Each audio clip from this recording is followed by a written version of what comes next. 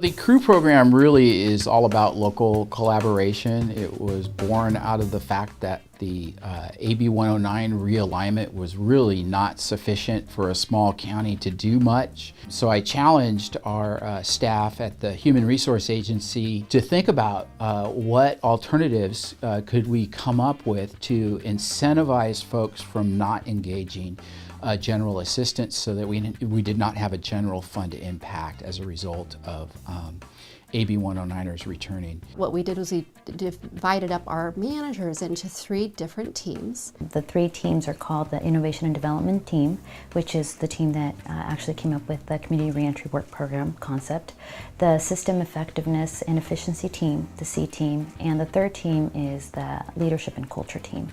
So these three teams work collectively to enhance services throughout the organization.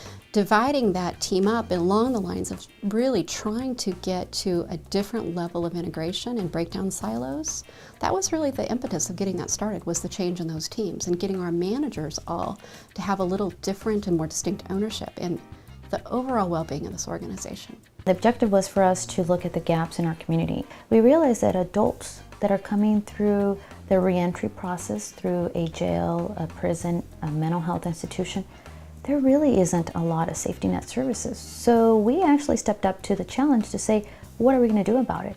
It's not just about talking, let's take some action. Community Action Partnership is all about mobilizing community members to respond to gaps in our communities and solve things collectively.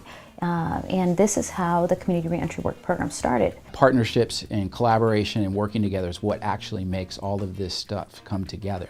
We actually focus and agreed that our population would be the reentry population, and we also realized that we all had a little bit of money and little pots of money or information or program knowledge that would actually help us build a sustainable program to help these individuals become self-sufficient.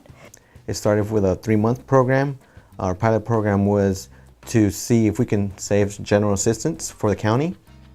We gave our participants the option whether you take general assistance for 3 months, which amounts to roughly $750, or take this crew program if we provide 3 months of housing up to $400 per month. Along with the program, you get supported services such as developing job skills, resume building, networking within your community, and life skills. It's not a handout, it's a hand-up program. So it's not an agency program, it's not law enforcement's program, it's a community program because they're in your community. And if we don't come together, they will be sleeping in the alley, they will be being in the bus stop. So what do we collectively do? So education campaign is very critical. So that's one of the pieces that we realized that we needed to focus on. Second thing is we realized that there needs to be more intense services to our clients. You suddenly have a mentor, a person that actually believes in you and says, okay, let's take the first step and I'm here with you. So what we found is individuals just wanted to feel like they can belong and they feel safe. And that's where I think the Community Reentry Work Program comes in, is that we give you the option. These people are being reconnected back into the community. Reentry-wise, they're not feeling left out of the community. They believe that people are out there to help them. All our individuals have similar needs, but there is no cookie-cutter approach to what we do. They are looked at as an individual person. We encounter them where they are with all of the variables that they have in their own life situations. We do a number of things to help these individuals. We have an assessment. We have a variety of programs that we put them into. The main one that we're working with right now is our literacy program. They know, as we do, that if they complete their education, they'll have a better chance of being successful after they leave the crew program. The various departments, we know each other very well. With working in this collaboration, we're in one room and we're focused on one participant and giving up everybody's the barriers that that person may have and how we can overcome them as a group and achieve the goal, which is to make them successful and reinstate them back into the community. In this meeting, what we do in the case management style is we go through the mandatory release program and the PRC, what we call PRC. And during that meeting, we will go by individual name, update whether or not their educational needs are being met, update whether or not they have child support issues. We look at the level of barriers they have and which ones should be approached first. You wouldn't approach child support first if you have an educational problem that prohibits them from getting a job.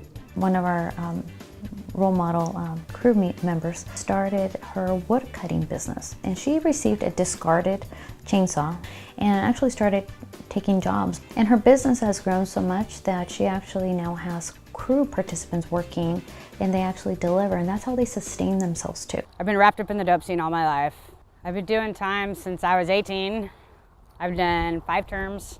I got into Glenn Meyer's house, Unity in Recovery, and he got me into the crew program. They helped pay my rent, they helped me get on my feet, buy some work clothes, and they're really good people. I know how to run a chainsaw. This is my 2nd year going, and I've probably sold 35 cords in just last year. I do a lot of stuff right now, like I work part-time at a fiberglass plant. I work part-time at the auto auction. I go to school full-time, and I came from having nothing, no driver's license, no education, no nothing, to being a full-time college student, 2 vehicles, a 22-foot trailer, a couple saws. If it weren't for Glenn and the crew program, I wouldn't be here.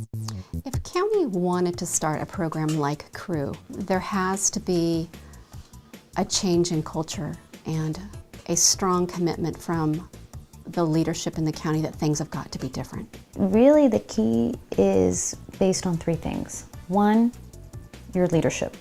If your leadership is open to new opportunities and new risks, then this is a program for you.